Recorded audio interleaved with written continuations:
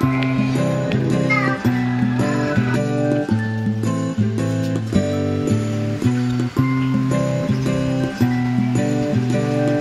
good morning! A week before nung birthday ni Bian ito.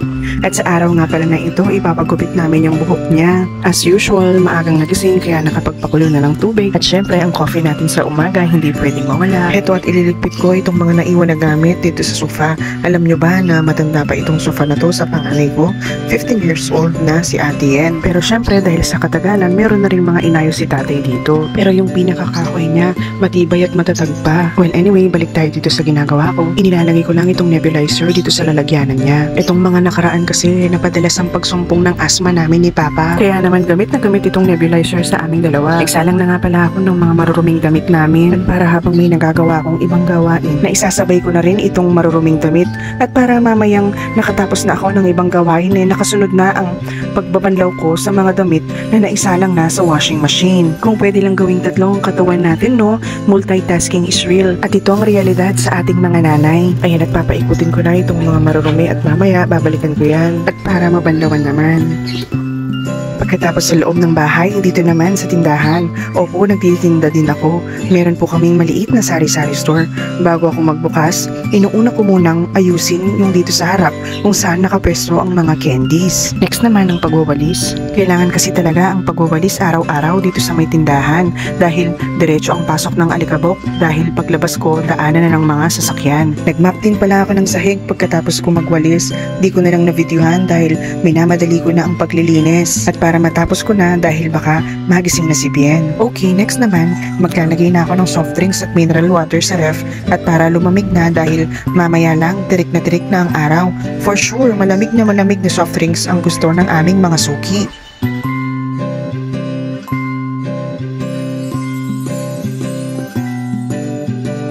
Okay, fast forward, andito na kami sa SM Pampanga. Kasama namin si Ate Yen at Ate. May dinaanan sila dito sa Silin, pero kami ni Bien nauna na sa hair salon na paggugupitan niya ng buhok. No. Tara, papagupit ka muna. Tara, papagupit ka muna. Tara, nabalik tayo dyan. Tara. Bye-bye! Ang ending, hindi na kami nakabalik dyan kasi wala na siya sa mood at inaantok na si Bien. Papunta na nga pala kami dito sa Cats for Tots Hair Salon. Pang kids ang hair salon na to at pang third time nang magupitan ng hair si Bien dito. Come here, Bien! Bien! Come here! There! Let's go!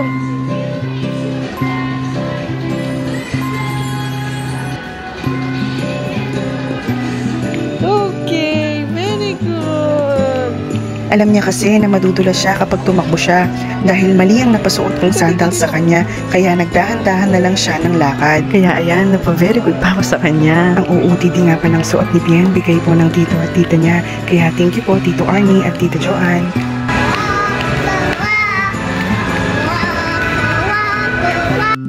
Halos patapos na ang paggupit ng buhok ni Bien dito, pero nung una medyo nag-iiyak siya dahil dun sa tunog ng isang clipper na ginamit ni Kuya. At kahit na nagustuhan niya itong toy na hawak niya, every time na naririnig niya yung tunog, umiiyak talaga siya. At last, after 100 days, char lang, natapos din pero ang sabi ko nga kila Kuya at Ate na nag-assist sa amin, pahirapan mamaya kapag ibabalik na ang toy na hawak niya kasi gusto nang iuwi ni Bien. Ay naku, maiyakan na naman.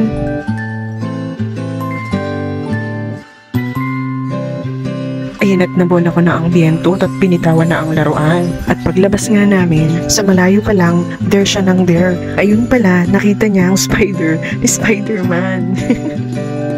Halos si Ate Yen pala ang nagpicture at nagvideo dito kasi dahil sa wala na sa mood si Bien at madalas pa siya magpakarga kaya di ako makapag-video. Well, anyway, mission accomplished naman dahil super love namin ang kinalabas ang haircut ni Biento.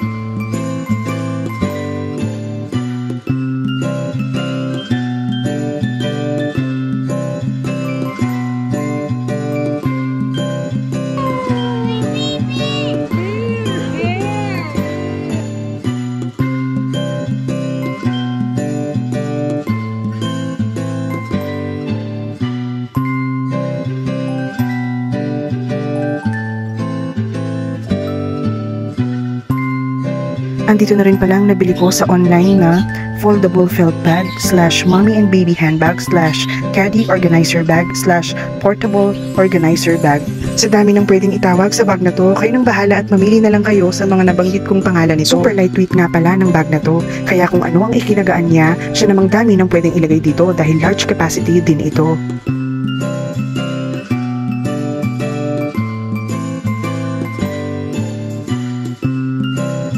Ito nga pala yung T-divider niya. 2 piraso ito para makagawa ng 3 compartments. Ito ang mga velcro tips niya.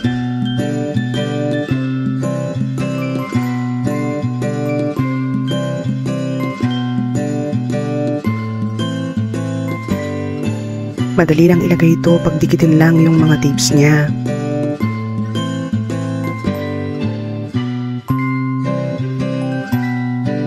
Ayan, at may 3 compartments na. Pero nasa sayo pa rin kung ano ang prefer mo. Kung may divider ba o wala, kasi detachable naman ang T-divider nito. Sa akin kasi kailangan na may T-divider ito kasi mga gamit ni Bian ang ilalagay ko dito. Meron din itong 8 external pockets. Malalaki ang pocket both sides at 6 na maliliit sa pahabang sides nito.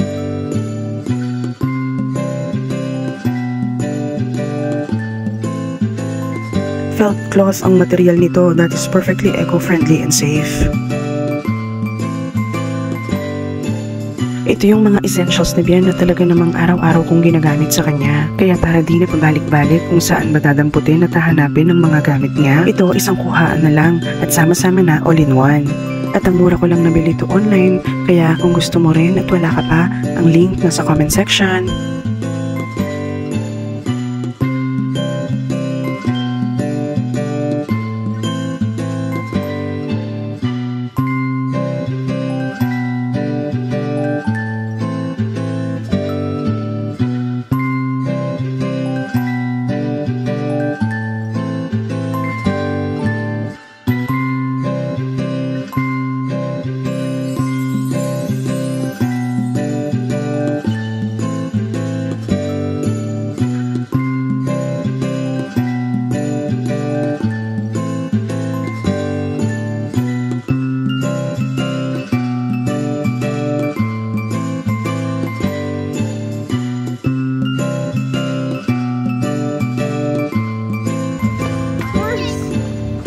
Yeah. May nakitang horse. Oh! Okay, hanggang dito na lang muna. Bye!